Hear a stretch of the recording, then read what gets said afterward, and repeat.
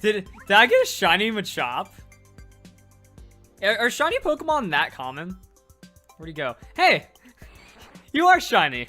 This is going to be your guide to getting shiny Pokemon in Pokemon Quest. So you might have noticed on social media, or even just for yourself, that you randomly could get a Pokemon that's shiny. It's a really cool Easter egg that's been put in this game, but for the most part, there's nothing you can do about it. Like, are you ready, guys? Are you ready for my Pokemon Quest shiny hunting guide? Because strangely enough, it's actually been one of the most requested things that I cover in Pokemon Quest, but there's just no way of manipulating it. There's no shiny charm, there's no SOS battling, there's no like special recipe or special way to encounter Pokemon that increases their chance of getting them shiny. This is how you get shiny Pokemon. Done. You cook, you make food, so just by doing any recipe, a Pokemon has a small chance of being shiny. Now, just generally from what I've seen, while we don't have the official odds or like the data mine odds haven't really come out or anything, it seems to be about 1%. I've been playing this game for almost 200 hours. Actually, you know what? I love checking the stats. Let's see how long it's been. Yep, it has been 200 hours, so I've just put a lot of time in this game, and I think I've gotten about 11 shinies in total, so that's just pretty much the thing. Like, there's nothing you can do to manipulate it, and unfortunately this game is a freemium app game, so it does gate you in many ways. Like, technically the theoretical fastest way of shiny hunting Pokemon would be to use PM tickets. Well, that's a limited resource and you only get so many per day. Everything in this game is a limited resource, so another way of trying to like speed up your cooking is just going on expeditions and then canceling out of those expeditions.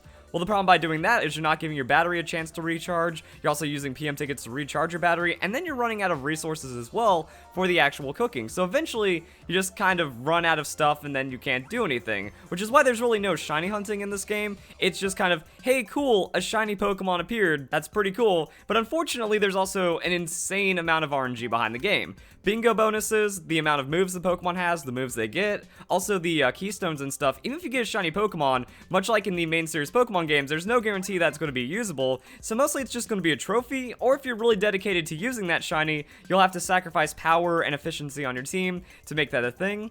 Another thing about shiny Pokemon is that any Pokemon in the game can be shiny, including legendary Pokemon. I've even seen pictures of shiny Mew, and actually a lot of shiny Mewtwo and legendary birds. So depending on how many legendary Ambrosias you're cooking, you might actually just stumble into a shiny legendary, and that'd be pretty awesome. So some of the rarest Pokemon in the game, also if you're cooking like rare recipes and stuff, you might get a shiny Dratini.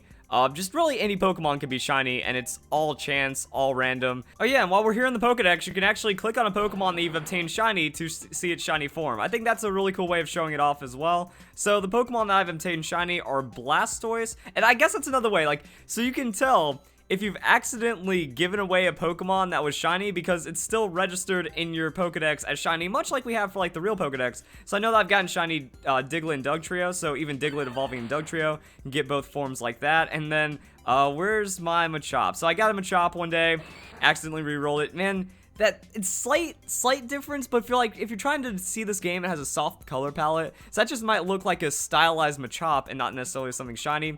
Farfetch'd, yeah.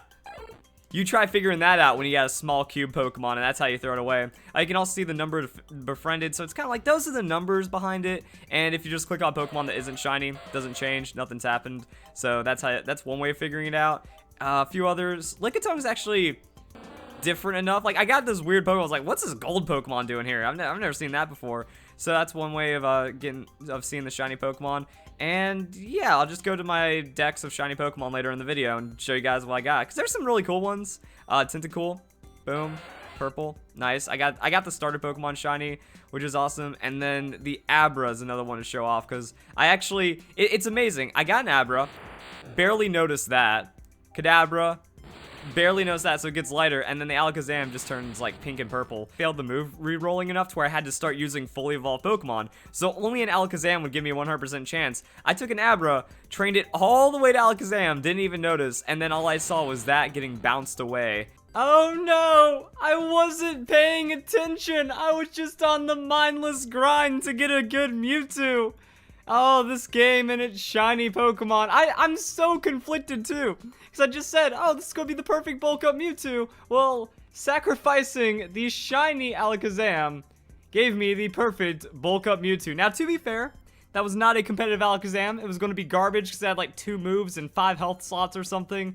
But I've wasted so many shinies too. You might notice that my shiny Geodude and what was the other shiny? My shiny Machop have not appeared in any videos. That's because I've run those Pokemon over as I was training it, and it's like, yeah, there it goes. I actually wish it was a number befriended for shinies, because I could show like the double Abra loss. I befriended 215 to get like perfect Alakazam. I ended up with 2. So again, the 1% odds seems possible, while also just like all the other ones that have appeared inside of it.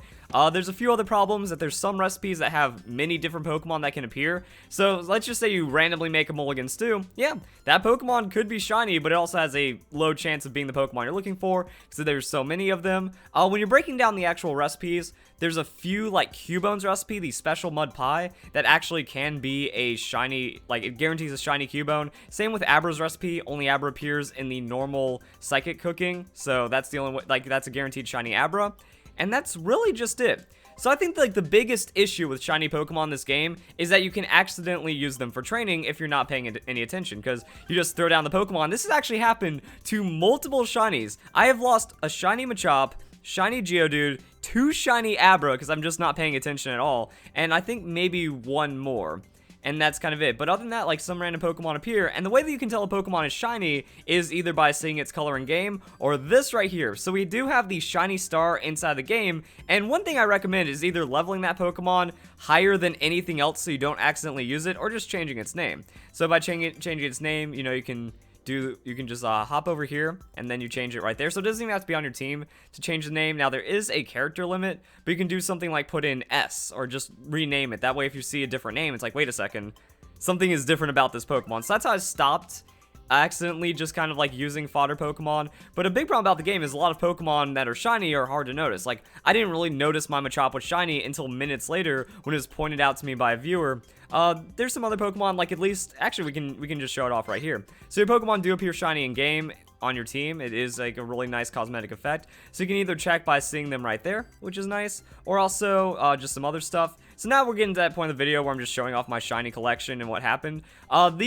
These two piss me off because I could have had like a shiny living dex in a way, or like, you know, having an entire evolutionary line that's shiny, but I forgot to put the Everstone on. So whenever you're dealing with shiny Pokemon in this game, you just have to be really, really careful. Make sure you don't, you know, if you don't want to evolve, if you want to have like an evolutionary line that's entirely shiny, because that's possible. I've been grinding many different actually, it might even be close to 2% to get a shiny Pokemon, because I've done about 120 recipes for the water type food just to get a competitive Starmie, because Starmie's the best Pokemon in the game, and I ended up with I got 2 Tentacruel in a fairly short amount of time, but I forgot to give the Everstone, so that happens. Say, you can get multiple shinies, you can get back-to-back shinies, you can get 2 shiny Pokemon to appear at the same time. Like, the odds are just crazy, like any shiny hunt, but that's just kind of like the result. There's really no limits to what can happen with shiny Pokemon. As for some other shinies, actually,